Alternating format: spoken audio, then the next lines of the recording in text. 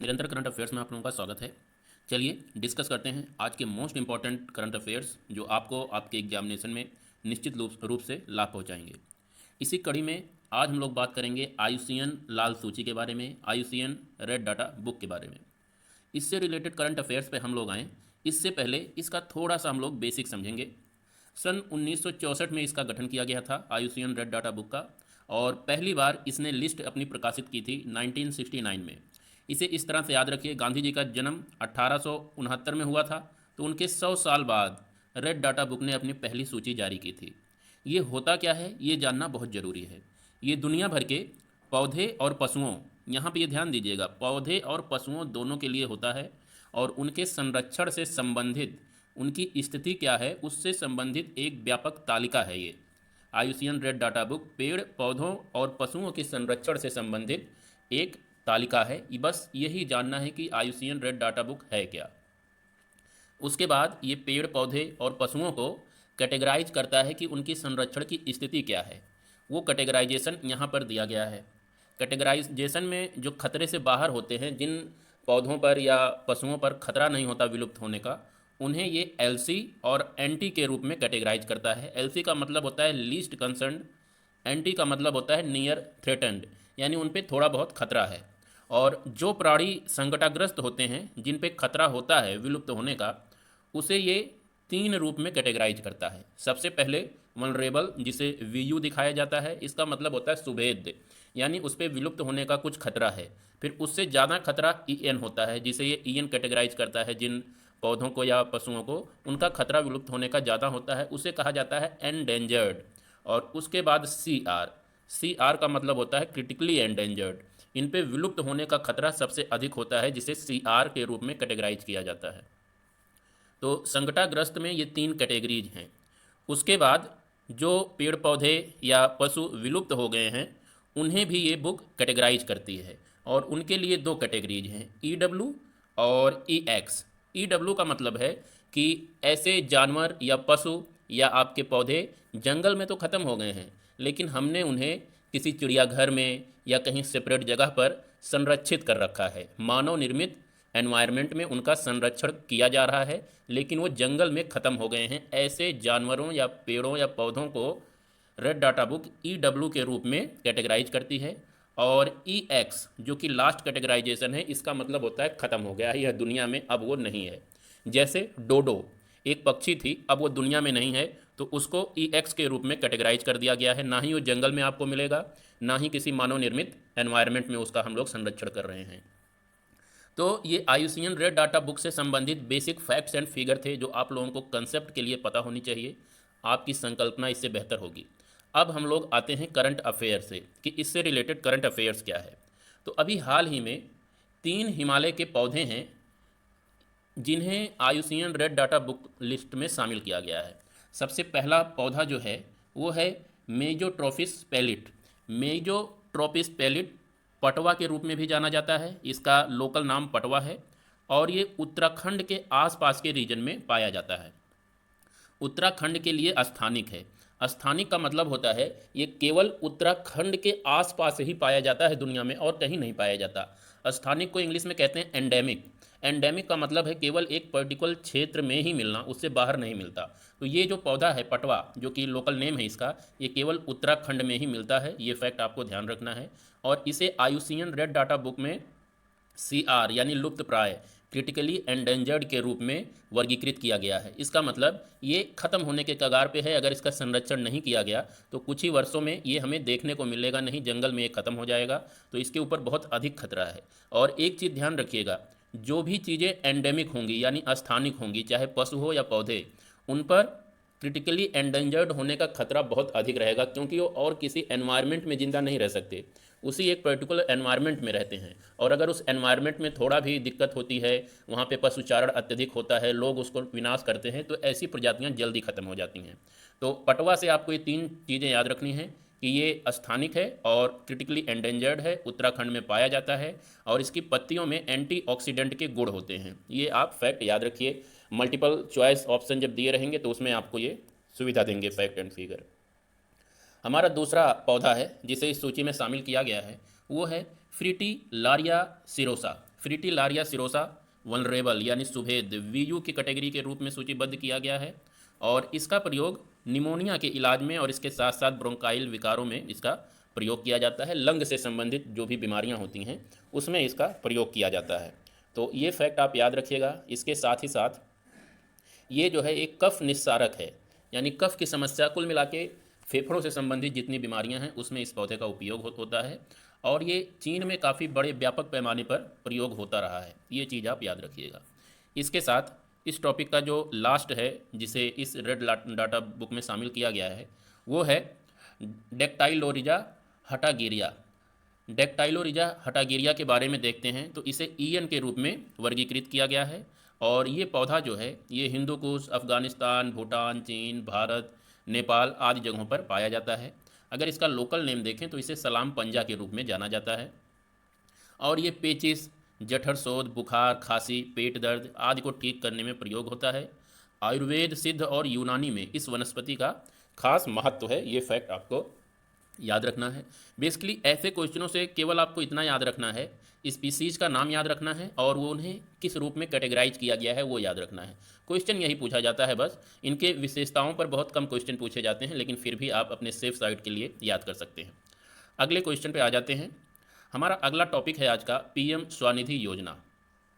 PM Svanidhi योजना current affairs में इसलिए है क्योंकि इसे दिसंबर 2024 तक के लिए बढ़ा दिया गया है। ये योजना पहले दिसंबर 2022 तक के लिए थी, अब इसे 2 सालों के लिए बढ़ा दिया गया है, इसीलिए ये करंट अफेयर्स का मुद्दा बना हुआ है। अब इसके बारे में स्टैटिक फैक्ट आपको जानना ज़्यादा इंपॉर्टेंट है। स्टैटिक फैक्ट में आप लोगों को सबसे पहले ये जानना होगा कि इसे लॉन्च कब किया गया था। तो 1 जून 2020 को पीएम स्वनिधि योजना लॉन्च किया गया था। मोस्ट इंपॉर्टेंट फैक्ट ये आपको पता होना चाहिए। उसके बाद पीएम स्वनिधि योजना है किस चीज़ के लिए ये जान लीजिए। पीएम स्वनिधि योजना छोटे दुकानदारों और फेरी वालों को आर्थिक रूप से सहायता प्रदान करने के उद्देश्य से शुरू किया गया था।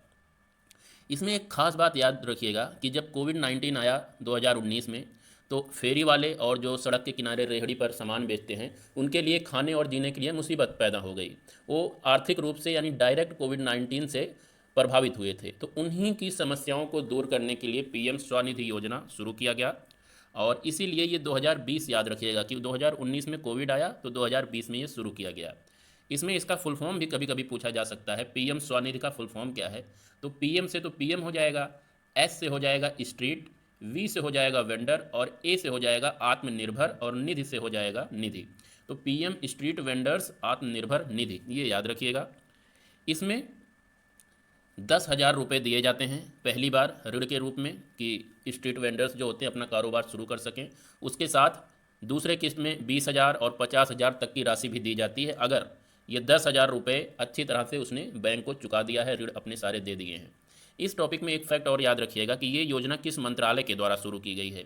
तो आवास और शहरी मंत्रालय के द्वारा ये शुरू की गई है। ये फैक्ट याद रखिएगा। 1 जून 2020 और ये मंत्रालय, इस टॉपिक से आपको ये 2 कुछ टॉपिक फैक्ट याद रखने हैं। 1 जून 2020 और आवास और शहरी मंत्रालय द्वारा, ये 2 फैक्ट आपको पूछे जाएंगे, याद रखिएगा। भूपेंद्र पटेल की बात करते हैं तो ये गुजरात के नए चीफ मिनिस्टर बने हैं और दूसरी बार बने हैं और इसमें कुछ खास नहीं है, इनका केवल नाम याद रखिए और इनसे संबंधित कुछ ये जानकारी है। अब गुजरात की बात हुई है तो गुजरात से संबंधित कुछ फैक्ट एंड फिगर देख लेते हैं। गुजरात की अगर बात करें तो गठन याद रखिए 1 मई 1960, यानी 1960 में इसका गठन हुआ था। इस राज्य का राजधानी गांधीनगर है और यहाँ का सबसे बड़ा जो शहर है वो अहमदाबाद है। राज्यपाल की अगर बात करें तो आचार्य देवव्रत यहाँ के राज्यपाल हैं। मुख्यमंत्री की बात हमने कर ही लिया, भूपेंद्र भाई पटेल। और विधानसभा की बात करें तो एक सदनीय है, 182 सीटें हैं। ये करंट अफेयर्स के लिहाज से याद रखिए क्योंकि अभी अभी चुनाव हुए हैं तो 182 आप लोगों को याद होना चाहिए। लेकिन इससे इंपॉर्टेंट जो स्टैटिक जीके के रूप में आपको याद रखना है वो आपको याद रखना है कि यहाँ पर राज्यसभा और लोकसभा की सीटें कितनी हैं। तो 11 और 26, ये 2 फैक्ट याद रखिए। लोकसभा में हमेशा ज़्यादा सीटें होती हैं और राज्यसभा में हमेशा कम सीटें रहेंगी। तो 11 और 26 सीटें हैं यहाँ के लोकसभा और राज्यसभा में, ये आप याद रखिएगा। यहाँ का उच्च न्यायालय अहमदाबाद में ही अवस्थित है, ये फैक्ट जाने रखिएगा। और यहाँ से संबंधित 4 नेशनल पार्क के बारे में बात कर लेते हैं जो कि इस राज्य में अवस्थित है। सबसे पहले गिर नेशनल पार्क यहाँ पर अवस्थित है। दूसरा वेलवादर राष्ट्रीय उद्यान यहाँ पे स्थित है, ये ब्लैक बक के संरक्षण के लिए जाना जाता है। और वंसदा राष्ट्रीय उद्यान ये आपको थोड़ा ऊपर मिलेगा, यहाँ पे दिया नहीं गया है, यहाँ पर है कहीं वंसदा राष्ट्रीय उद्यान। और उसके बाद मैरीन राष्ट्रीय उद्यान, यहाँ पर आपका ये मैरीन राष्ट्रीय उद्यान जो कि यहाँ पे जामनगर यहाँ का एक ज़िला है उसमें स्थित है मैरीन नेशनल पार्क। और बंसदा राष्ट्रीय उद्यान यहाँ पे कहीं अवस्थित है, बंसदा राष्ट्रीय उद्यान। तो ये 4 हैं जो राष्ट्रीय उद्यान गुजरात में अवस्थित हैं। ये फैक्ट एंड फिगर हो गए गुजरात से संबंधित।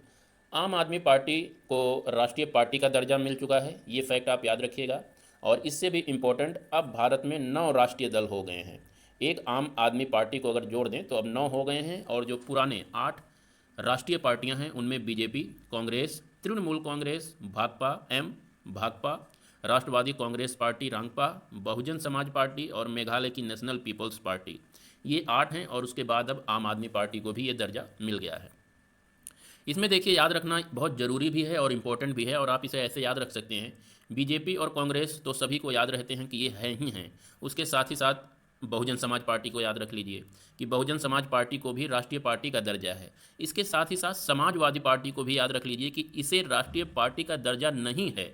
अगर आप ये समाजवादी पार्टी को राष्ट्रीय पार्टी का दर्जा नहीं मिला हुआ है, ये फैक्ट याद रखे रहेंगे तो आप एलिमिनेट करके इस क्वेश्चन को आसानी से कर ले जाएंगे। अंकोर वाट मंदिर की बात करते हैं तो अंकोर वाट मंदिर इसलिए चर्चा में रहा क्योंकि भारत यहाँ पर इस मंदिर का जीर्णोद्धार कर रहा है, इसीलिए ये मंदिर चर्चा में आया है। मंदिर कंबोडिया में स्थित है। दुनिया का सबसे बड़ा धार्मिक मंदिर या हिंदुओं का सबसे बड़ा मंदिर अंकोर वाट मंदिर है, ये फैक्ट याद रखिएगा। और भगवान विष्णु को समर्पित है ये मंदिर।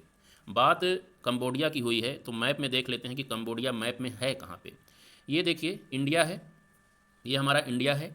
इंडिया के जब आप लोग पूरब में चलेंगे यानी दक्षिण पूर्व एशिया में चलेंगे तो दक्षिण पूर्व एशिया में बर्मा से, जो कि अब म्यांमार जाना जाता है, म्यांमार से लगा हुआ जो देश है वो है कंबोडिया। ये आप देख सकते हैं कंबोडिया, जिसकी राजधानी है नोम पे, इसकी राजधानी है। ये आप बैगनी कलर का जो पोर्शन है वो आपका कंबोडिया है।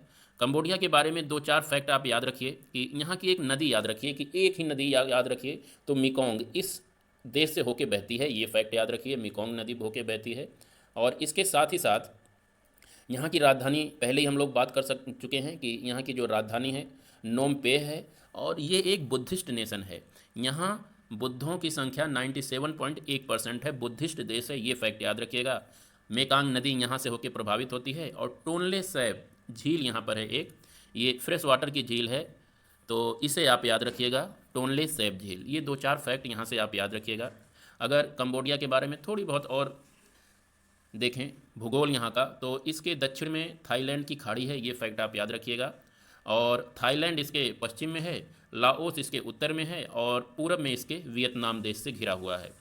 और जो आप मेकोंग नदी है, मेकोंग नदी इससे प्रवाहित होते हुए आती है और यहाँ पर वियतनाम में अपने डेल्टा का निर्माण करती है। मेकोंग नदी साउथ चाइना सी में अपने जल को प्रवाहित करती है। ये कुछ फैक्ट एंड फिगर हैं कंबोडिया से संबंधित जिन्हें आपको याद रखना है।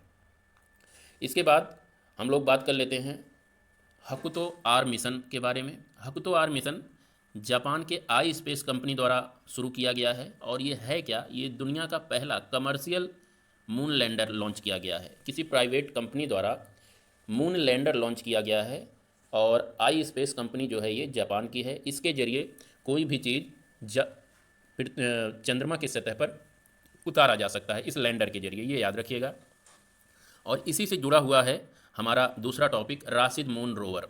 राशिद मून रोवर संयुक्त अरब अमीरात का मून रोवर है। मून रोवर या रोवर ऐसे उपकरण को कहते हैं जो किसी उल्कापिंड या किसी भी भौगोलिक पिंड के सतह पर जाकर वहाँ पर कुछ खोजबीन करते हैं। ये आप इमेज में भी देख सकते हैं। ये राशिद मून रोवर चंद्रमा पर जाएगा, वहाँ पे उतरेगा और वहाँ के कुछ सैंपल लेगा। तो चंद्रमा के सतह पर पहला मून रोवर भेजने वाला ये अरब का देश बन जाएगा अगर ये परियोजना सफल होती है। ये मून रोवर चंद्रमा की तरफ रवाना हो चुका है, ये फैक्ट आपको याद रखना है। और इस मून रोवर को अमेरिका के फ्लोरिडा में जो कैनवेरल स्पेस फोर्स स्टेशन है वहाँ से फाल्कन 9 रॉकेट के जरिए भेजा गया है, ये फैक्ट कुछ आप याद रखिएगा। और हकुटो आर मून लैंडर भी इसी के साथ गया है, यानी हकुटो आर मून लैंडर में ही ये राशिद मून रोवर को रखकर चंद्रमा पर उतारा जाएगा, ये फैक्ट आप याद रखिएगा। बात संयुक्त अरब अमीरात की हुई है तो ये मैप में देखिए संयुक्त अरब अमीरात, ये जो आपका अरब प्रायद्वीप है, अरब प्रायद्वीप में अवस्थित है, ये है आपका अबू धाबी, संयुक्त अरब अमीरात, जो थोड़ा ग्रीन कलर में है वही है संयुक्त अरब अमीरात। ये फैक्ट आपको ध्यान रखना है। ये जो आप देख रहे हैं प्रायद्वीप, ये दुनिया का सबसे बड़ा प्रायद्वीप है जिसे अरब प्रायद्वीप कहते हैं। इसी अरब प्रायद्वीप में स्थित अबू धाबी एक देश है। अबू धाबी, माफ़ कीजिएगा, देश नहीं, संयुक्त अरब अमीरात की राजधानी है। ये फैक्ट आप याद रखिएगा। और एक फैक्ट आपको ज़रूर याद रखना है कि संयुक्त अरब अमीरात में 7 अमीरात हैं। ये देश 7 अमीरातों से मिलकर बना है। जैसे हमारे यहाँ राज्य हैं उसी तरह से आप कह सकते हैं यहाँ पे अमीरात हैं। तो ये 7 अमीरात हैं: रास अल खैमेह, शारजाह, अबू धाबी, अल क्वैन, अजमान, दुबई और फुजैरा। इसमें से आपको अबू धाबी ज़रूर याद रखना है। ये यहाँ का सबसे बड़ा अमीरात है। इस देश के लगभग 84% भूभाग पर यही अमीरात फैला हुआ है। और एक बार यूपीपीसीएस में ये क्वेश्चन पूछा जा चुका है कि संयुक्त अरब के अमीरातों में सबसे बड़ा अमीरात कौन सा है। आपका उत्तर हो जाएगा अबू धाबी। इसके बाद अंतर्राष्ट्रीय पर्वत दिवस से बात कर लेते हैं। तो प्रतिवर्ष 11 दिसंबर को मनाया जाता है। ये फैक्ट याद रखिएगा। इसके बाद यूनिसेफ डे, ये भी 11 दिसंबर को ही मनाया जाता है। यूनिसेफ का फुल फॉर्म याद रखिए आप लोग, United Nations International children's Emergency Fund. Children की सहायता और उनके भरण पोषण को ध्यान में रख के इस संस्था का जो गठन हुआ था वो 1946 में हुआ था। 1946 में इसका स्थापना हुआ था। मुख्यालय याद रखिए न्यूयॉर्क में है और इस समय इसमें 192 सदस्य देश हैं।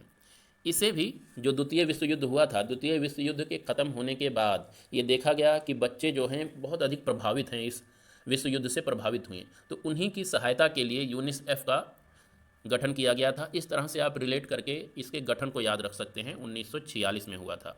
उसके बाद एक छोटा सा टॉपिक है आयुष्मान भारत स्वास्थ्य कार्ड से संबंधित। हाल ही में जम्मू कश्मीर सबसे ज़्यादा स्वास्थ्य कार्ड जारी करने वाला राज्य बन गया है इंडिया का। ये फैक्ट याद रखिएगा।